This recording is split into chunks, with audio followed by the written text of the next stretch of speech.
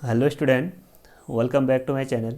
Student, आज हम discuss करेंगे उत्तराखंड अल्टी साइंस पेपर, जो पेपर 2021 में हुआ था 8 अगस्त को। उसमें आज हम साइंस में से केमिस्ट्री वाले पोर्शन को डिस्कस करेंगे और उन सभी क्वेश्चनों का हम डिटेल में सॉल्यूशन देखेंगे। इससे पिछले वाले लेक्चर में हमने लास्ट 3 लेक्चर में हमने जो अल्टी का पेपर 2018 में हुआ था उसमें केमिस्ट्री वाले पोर्शन को हमने डिटेल में डिस्कस किया था। आप सभी लोग प्लेलिस्ट में जाकर उन वीडियो को देखें, उसके बाद इस वीडियो को देखें। तो स्टूडेंट, इस वीडियो को ज़्यादा से ज़्यादा अपने दोस्तों के साथ शेयर कीजिए जो अल्टी या लेक्चर की तैयारी कर रहे हैं। उन सभी स्टूडेंट के लिए यह वीडियो बहुत इंपॉर्टेंट है, क्योंकि पुराने क्वेश्चन से हमें ये पता चल जाता है कि एग्ज़ाम में किस प्रकार के क्वेश्चन पूछे जाते हैं, एग्ज़ाम में किस प्रकार के प्रश्न पूछे जाते हैं। तो किसी भी कंपटीशन एग्ज़ाम में बैठने से पहले हमको जो भी हमारे PYQ होते हैं उन सभी क्वेश्चनों का एनालाइज करना पड़ता है कि कौन से टॉपिक से किस प्रकार के क्वेश्चन पूछे जाते हैं। ओनली थ्योरी पढ़ के कुछ नहीं होता। आप जितनी ज़्यादा क्वेश्चन प्रैक्टिस करोगे उतने ही आप सब्जेक्ट में क्या होगी, आपकी कमांड बढ़ती जाती है। तो आइए स्टूडेंट, डिस्कस करते हैं आज के फर्स्ट क्वेश्चन से। फर्स्ट क्वेश्चन है हमारा 43 वाला, which one is not fat soluble vitamin. Fat soluble vitamin कौन सा नहीं है? चारों ऑप्शन में से हमको बताना है कि जो फैट सोल्यूबल विटामिन है, इन चारों ऑप्शन में से कौन सा फैट सोल्यूबल विटामिन नहीं है। सबसे पहले हम ये डिस्कस करेंगे कि विटामिन क्या होते हैं। विटामिन क्या होते हैं? वो ऑर्गेनिक कंपाउंड जो हमारे शरीर में प्रोड्यूस तो नहीं होते हैं, बट हमारे शरीर के लिए नेसेसरी होते हैं, फॉर लाइफ के लिए, ग्रोथ के लिए और हेल्थ के लिए। और जो विटामिन होते हैं इनके हमारे शरीर में स्मॉल अमाउंट, ये क्या करते हैं, हमारे शरीर में स्मॉल अमाउंट में एनर्जी प्रोवाइड करते हैं, स्मॉल अमाउंट में एनर्जी प्रोवाइड करते हैं। और जो विटामिन होते हैं इनका क्लासिफिकेशन हम 2 टाइप से करते हैं। और जो विटामिन है इनका क्लासिफिकेशन हम 2 टाइप से करते हैं। फर्स्ट होता है हमारा फैट सोल्यूबल, उसके बाद सेकंड होता है हमारा वाटर सोल्यूबल। फर्स्ट हमारा फैट सोल्यूबल, सेकंड हमारा वाटर सोल्यूबल। फैट सोल्यूबल जो होते हैं हमारे 4 टाइप के होते हैं। ये होता है हमारा विटामिन ए, विटामिन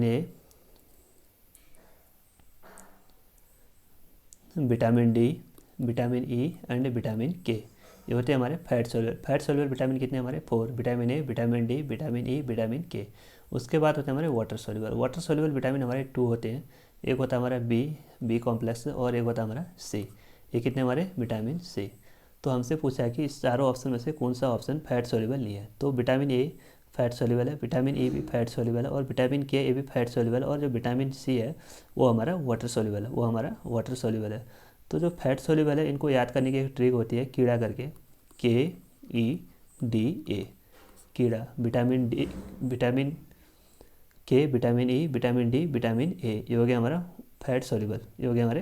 और जो विटामिन बी है वो होते हैं हमारे 2 टाइप के, vitamin B and vitamin C. कभी कभी इन जो विटामिन है इनके केमिकल नेम को भी पूछ देता है। जो जैसे विटामिन ए है, इस विटामिन ए का केमिकल नेम होता है हमारा रेटिनॉल। विटामिन डी है, इसका नाम होता है हमारा कैल्सीफेरॉल। और विटामिन ई है, इसका नेम होता है हमारा टोकोफेरॉल। और जो विटामिन के है इसका नाम होता है हमारा फाइलोक्विनोन। और जो विटामिन बी है ये कॉम्प्लेक्स टाइप के होते हैं, यानी 12 टाइप के होते हैं। फर्स्ट होता है हमारा जैसे B1, विटामिन B1 को बोलते हैं हम थायमिन, जिसकी कमी से होता है हमारा बेरी। और विटामिन B2, एक होता है हमारा विटामिन B2 जिसको बोलते हैं हम राइबोफ्लाविन। और मेन जैसे विटामिन B1 बता दिया मैंने, विटामिन B2, एक होता है हमारा विटामिन B6 को बोलते हैं हम पायरोडिक्सिन एसिड। और विटामिन B9 उसको बोलते हैं हम फॉलिक एसिड। और जो सबसे मेन इंपॉर्टेंट है विटामिन बी वाले में वो होता है हमारा B12, इसको बोलते हैं हम साइनोकोबाल एमीन। और जो विटामिन B12 है इसमें एक मेटल प्रेजेंट होता है, उसको बोलते हैं हम कोबाल्ट। कभी कभी क्वेश्चन में पूछ देता है डायरेक्ट कि जो विटामिन B12 है उसमें कौन सा मेटल प्रेजेंट होता है, उसमें होता है हमारा कोबाल्ट मेटल। और कभी कभी एक क्वेश्चन पूछता है कि जो विटामिन B12 है उसकी डेफिशिएंसी से कौन सा डिसीज होता है। उसकी डेफिशिएंसी से जो डिसीज होता है उसको बोलते हैं हम पर्सिस्टेंस एनीमिया।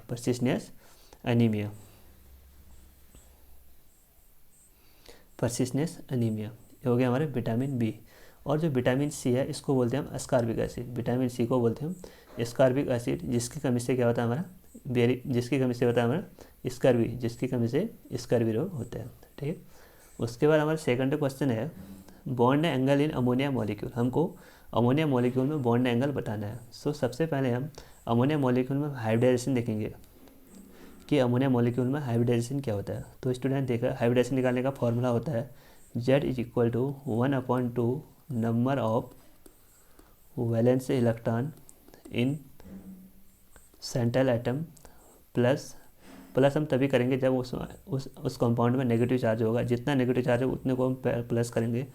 उसके बाद माइनस जितना हमारा पॉजिटिव चार्ज हो उसको हम माइनस करते हैं, plus number of monovalent atom. Monovalent atom कौन से होते हैं? जैसे हमारे हाइड्रोजन हो गया, फ्लोरीन, क्लोरीन, ब्रोमीन और आयोडीन। तो इसका फॉर्मूला क्या है हाइब्रिडाइजेशन निकालने का? हाइब्रिडाइजेशन निकालने का फॉर्मूला है Z is equal to 1/2 number of valence electron in central atom. Positive charge होगा तो हम उसको माइनस करेंगे और नेगेटिव चार्ज होगा तो उसको हम ऐड करेंगे, plus number of monovalent atom. Monovalent atom कौन से होते हैं हमारे? जैसे हाइड्रोजन हो गया और हेलोजन एटम को बोलते हैं हम मोनोवैलेंट एटम। तो यहाँ पे सेंट्रल एटम कौन सा हमारा? अमोनिया मॉलिक्यूल में यहाँ पे सेंट्रल एटम होता है हमारा नाइट्रोजन। नाइट्रोजन का वैलेंस इलेक्ट्रॉन कितने हैं? नाइट्रोजन का वैलेंस इलेक्ट्रॉन होता है 5। नाइट्रोजन का वैलेंस इलेक्ट्रॉन हमारा 5। तो हम इसका जब हाइब्रिडाइजेशन निकालेंगे तो Z is equal to 1/2 number of valence electron in central atom. Nitrogen में कितने हमारे? 5। और यहाँ पे इस कंपाउंड में नहीं कोई नेगेटिव चार्ज है और नहीं कोई पॉजिटिव चार्ज है, तो उसको हम 0 ऐड करेंगे, प्लस उसके बाद हमारा number of monovalent atom. Monovalent atom जैसे हाइड्रोजन हो गया और हेलोजन हो गया। यहाँ पे कितने हाइड्रोजन हमारे? 3। यहाँ पे हमारे 3। तो यहाँ पे हम Z की वैल्यू कितनी है हमारी? 5 + 3 = 8/2 इज इक्वल टू 4। तो Z की वैल्यू है हमारी 4। अगर Z की वैल्यू 4 है तो वहाँ पे हमारा हाइब्रिडाइजेशन होता है हमारा sp3। वहाँ पे हमारा हाइब्रिडाइजेशन होगा sp3। और यहाँ पे आप साइड में नोट करिए कुछ पॉइंटों को।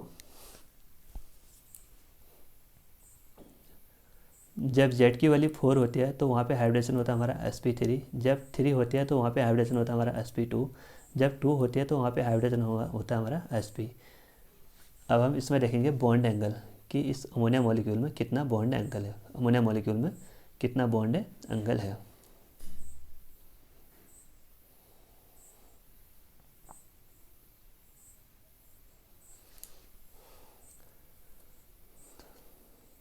जब हमारा sp3 हाइब्रिडाइजेशन होता है तो उसमें बॉन्ड एंगल होता है हमारा 109.28 डिग्री। वो तो हमारा बॉन्ड एंगल जब उस कंपाउंड में कोई भी लोन पेयर इलेक्ट्रॉन प्रेजेंट नहीं होते हैं तो वहाँ पे होता है हमारा टेट्राहेड्रल ज्योमेट्री होगी। तो उसमें जो बॉन्ड एंगल होगा वो होगा हमारा 109.28 डिग्री। इसका स्ट्रक्चर होता है टेट्राहेड्रल। इसकी क्या होती है? ज्योमेट्री। टेट्राहेड्रल इसकी ज्योमेट्री होती है।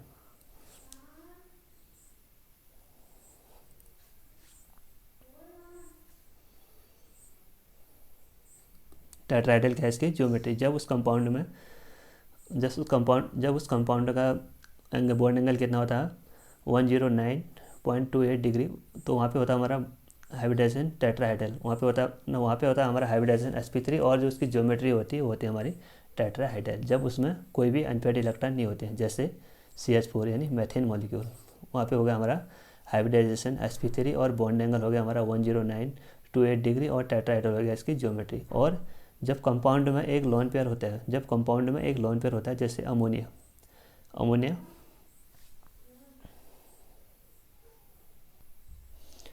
तो अमोनिया मॉलिक्यूल में क्या है? इसमें देखो एक लोन पेयर होता है। अमोनिया मॉलिक्यूल में एक लोन पेयर होता है। लोन पेयर कैसे निकालते हैं? देखो किसी भी कंपाउंड का lone pair is equal to Z क्या होता है हमारा? हाइब्रिडाइजेशन की वैल्यू माइनस सराउंडेड एटम यानी सराउंडेड एटम। तो यहाँ पे Z क्या आया था हमारा? 4। और इसमें सराउंडेड एटम कितने हैं अमोनिया में? 3।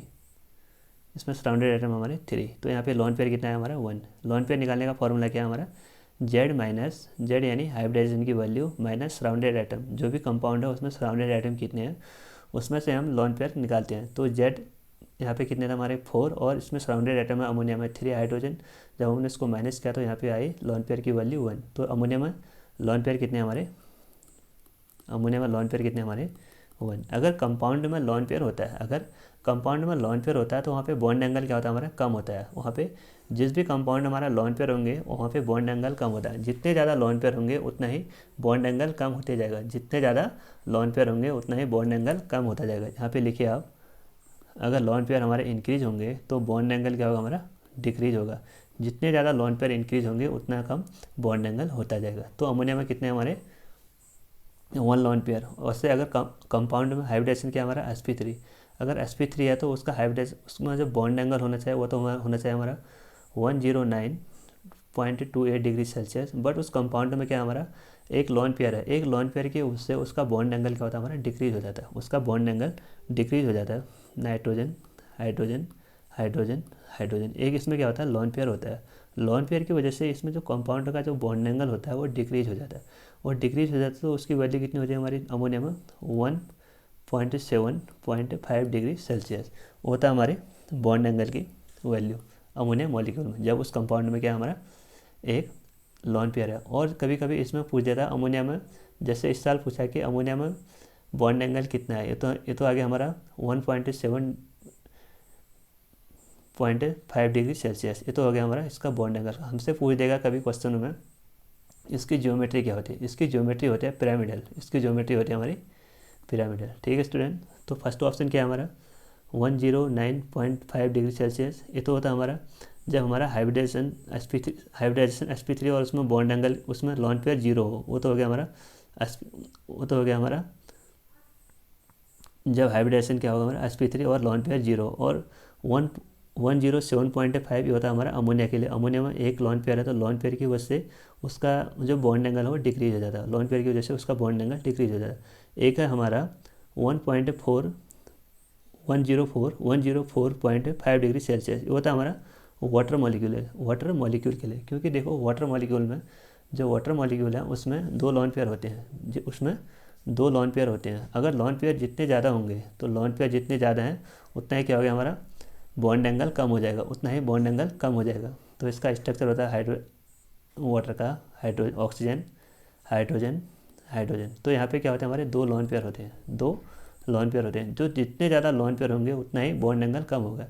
तो अगर हम इसमें जेड में यानी जो वाटर है उसमें हम हाइब्रिडेशन निकालेंगे तो उसमें आएगा हमारा 1/2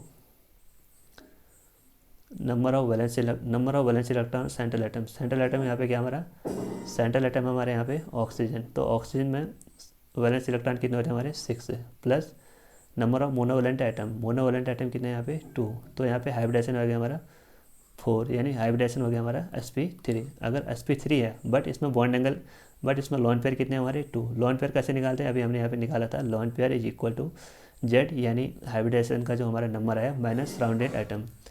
तो H2O में जेड की वैल्यू क्या है हमारी 4, और जो सराउंडेड एटम है H2O में वो कितने हमारे 2, तो 4 - 2 = 2, तो H2O में लॉन पेयर कितने हमारे 2। तो जितने ज़्यादा लॉन पेयर होंगे, यहाँ पे लिखा है जितने ज़्यादा लॉन पेयर होंगे उतना ही कम हमारा बॉन्ड एंगल होगा। तो इसका बॉन्ड एंगल कितना हमारा 104.5 डिग्री सेल्सियस, ये हो गया हमारा वाटर का हाइब्रिडेशन। और जो 120 है ये होता है हमारा, ये हाइब्रिडेशन होता है हमारा sp2 का, जहाँ पे हाइब्रिडेशन हमारा sp2 होगा वहाँ पे बॉन्ड एंगल होगा हमारा 120। और कभी कभी हमसे पूछ रहे जो वाटर मॉलिक्यूल है इसका शेप क्या होता है, इसका जो ज्योमेट्री होती है वो होती है हमारी वी शेप, या इसको बोलते हैं बेंट शेप भी बोलते हैं, इसको बेंट शेप भी बोलते हैं। ठीक, तो आइए अगले क्वेश्चन को देखते हैं। तो इसका अमोनिया में बॉन्ड एंगल कितना है हमारा 107.5 डिग्री सेल्सियस। और उसके बाद हमारा अगला क्वेश्चन है transition element belong to, transition element किससे कौन से ब्लॉक से बिलोंग करते हैं, तो ट्रांजिशन एलिमेंट होते हैं हमारे एफ ब्लॉक को बोलते हैं हम ट्रांजिशन एलिमेंट, और जिसमें कौन से पीरियड होते हैं हमारे 3D 4D 5D and 6D। और जो एफ ब्लॉक होते हैं इनको बोलते हैं इनर ट्रांजिशन एलिमेंट, और इनको क्या बोलते हैं एफ ब्लॉक को इनर ट्रांजिशन एलिमेंट। और जो एस ब्लॉक होते हैं और पी ब्लॉक होते हैं, एस ब्लॉक और पी ब्लॉक इनको बोलते हैं हम दोनों को रिप्रेजेंटिव एलिमेंट। तो एक क्वेश्चन, इसका ऑप्शन नंबर क्या है, ऑप्शन नंबर सी, यानी डी ब्लॉक एलिमेंट को बोलते हैं ट्रांजिशन एलिमेंट। आइए अगला क्वेश्चन देखते हैं। अगला क्वेश्चन हमारे फॉर्मूला से रिलेटेड है, हमसे पूछ रहा है equation of velocity for first order reaction के लिए हमको वेलोसिटी इक्वेशन बताना है। तो फर्स्ट ऑर्डर के लिए इक्वेशन होते हैं हमारे वेलोसिटी वाले k = 2.303 upon t log initial concentration of reactant upon final concentration of reactant. तो कौन सा ऑप्शन में यहाँ पे, जैसे हमने यहाँ पे ए लिखा है इनिशियल कंसंट्रेशन ऑफ रिएक्टेंट, यहाँ पे डायरेक्ट आर लिखा है, R0 मतलब इनिशियल कंसंट्रेशन ऑफ रिएक्टेंट और आर मतलब फाइनल कंसंट्रेशन ऑफ रिएक्टेंट। तो हमारा कौन सा हो गया, option number B, K is equal to 2.303/2/t log R0/r। और कभी कभी हमसे इसका हाफ लाइफ भी पूछ देता है फर्स्ट ऑर्डर का, तो फर्स्ट ऑर्डर का हाफ लाइफ होता है हमारा T half equal to 0.693/k, ये होता है इसका हाफ लाइफ का फॉर्मूला, ये होता है इसका हाफ लाइफ का फॉर्मूला। और कभी कभी हमसे जीरो ऑर्डर के लिए पूछ देता है, तो जीरो ऑर्डर के लिए जो इसकी वेलोसिटी इक्वेशन होती है वो होती है हमारी A0 - AT is equal to KT, A0 - AT is equal to KT। जब हम इसको इसके फाइनल फॉर्म में लिखते हैं तो AT is equal to A0 - KT, A0 - KT, ये हो गया इसका वेलोसिटी इक्वेशन जीरो ऑर्डर के लिए, ये हमारा जीरो ऑर्डर के लिए। और जो हमारा ए वाला था ये वो हमारा फर्स्ट ऑर्डर के लिए। और जो जीरो ऑर्डर है इसमें जो टी हाफ आता है यानी हाफ लाइफ आती है, उसका फॉर्मूला होता है हमारा A0/2K, A0/2K। और इसी में कभी डायरेक्ट क्वेश्चन पूछ देता है हमारा RNS इक्वेशन से, तो उसका फॉर्मूला होता है हमारा K is equal to A0, K equal to A e⁻A/RT, ये होता है हमारा RNS equation. K equal to A e⁻A/RT, ये हो गया हमारा RNS इक्वेशन। आइए अब अगला क्वेश्चन देखते हैं। अगला क्वेश्चन है हमारा 54 वाला। उसमें पूछ रहा है for the life to occur under abiotic condition the correct condition is, जो एडिबायोटिक प्रोसेस होता है वो क्या होता है, उसमें देखो जो एडिबायोटिक प्रोसेस होता है उसमें हीट का ट्रांसफ़र नहीं होता है। जो सिस्टम और सराउंडिंग है, जो सिस्टम और सराउंडिंग के बीच हीट का ट्रांसफ़र नहीं होता, हीट का ट्रांसफ़र होता है और नहीं मास का ट्रांसफ़र होता है। तो वहाँ पे क्या होता है हमारा जो हीट है यानी क्यू, उसकी वैल्यू क्या होती है हमारी जीरो। क्यों? क्योंकि यहाँ पे ना तो हीट का ट्रांसफ़र होता है और ना ही हीट का ट्रांसफ़र ना तो सिस्टम से सराउंडिंग में हो रहा है और ना ही सराउंडिंग से सिस्टम हो रहा है। तो यहाँ पे क्यू की वैल्यू यानी हीट क्या होता है हमारा zero, no exchange of heat.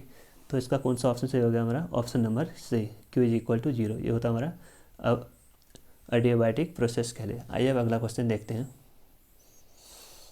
अगला क्वेश्चन है हमारा, इस क्वेश्चन को ध्यानपूर्वक देखिए। अगला क्वेश्चन है हमारा ये वाइब्रेशनल नोट से क्वेश्चन है, how many fundamental vibrational not found in CO2 molecule. CO2 molecule में हमको उसके वाइब्रेशनल नोड बताने हैं कि उसके कितने फंडामेंटल वाइब्रेशनल नोड होते हैं। तो CO2 मॉलिक्यूल क्या हमारा एक लीनर मॉलिक्यूल है, CO2 मॉलिक्यूल क्या हमारा एक लीनर मॉलिक्यूल है।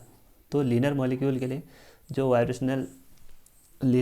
के लिए वाइब्रेशनल नोड निकालने का फॉर्मूला होता है हमारा लीनर के लिए 3n-5। और जो n है यहाँ पे total number of atom in compound है, तो यहाँ पे हमारा CO2 कैसा हमारा लीनर कंपाउंड है, CO2 लीनर कंपाउंड है। तो इसका फॉर्मूला हो गया हमारा 3n-5। तो 3 इज इक्वल टू n क्या रिप्रेजेंट करता है हमारा टोटल नंबर ऑफ एटम। यहाँ पे टोटल नंबर ऑफ एटम कितने हमारे 1 2 3, तो 3 × 3 - 5, तो ये हो गया हमारा 9 - 5 इज इक्वल टू 4। कौन सा ऑप्शन में, option number A. Option number A क्या हो गया इसका राइट आंसर। ये तो हमारा लीनर मॉलिक्यूल के लिए। क्या पता जब अगली बार हमसे पूछ दिया जाए कि नॉन लीनर मॉलिक्यूल जैसे H2O हो गया और अमोनिया हो गया, अदर जो भी हमारे नॉन लीनर होते हैं जैसे, तो इसको निकालने का फॉर्मूला होता है। जैसे लीनर के लिए तो हमारा 3n-5 है, तो नॉन लीनर के लिए होता है हमारा 3n-6। ये किसके लिए हमारा नॉन लीनर के लिए, और लीनर के लिए कितना हमारा 3n-5। तो सपोज आप वाटर मॉलिक्यूल में फंडामेंटल लोड निकालोगे तो कितना आएंगे 3, क्योंकि वाटर मॉलिक्यूल क्या हमारा नॉन लीनर है। तो 3 × n क्या रिप्रेजेंट है total number of element present in compound है। तो वाटर में कितने एलिमेंट है टोटल 3 - 6, तो ये हो गया हमारा 9 - 6 इज इक्वल टू 3। तो वाटर में total number of linear molecule कितने, टोटल नंबर ऑफ वाइब्रेशनल कितने आए हमारे 3। आप इन दोनों फार्मूले को याद कर लीजिए, नोट कर लीजिए इनको। अगर लीनर मॉलिक्यूल के वाइब्रेशनल लोड कैसे निकालते हैं 3n-5, और नॉन लीनर के लिए निकालते हैं हम 3n-6। आइए अब अगला क्वेश्चन देखते हैं। अगला क्वेश्चन है हमारा the addition of gypsum to Portland cement. हमको ये बताना है कि जो पोर्टलैंड सीमेंट होता है उसमें जिप्सम को क्यों ऐड करते हैं, हम जिप्सम को इसलिए ऐड करते हैं क्योंकि वो उसके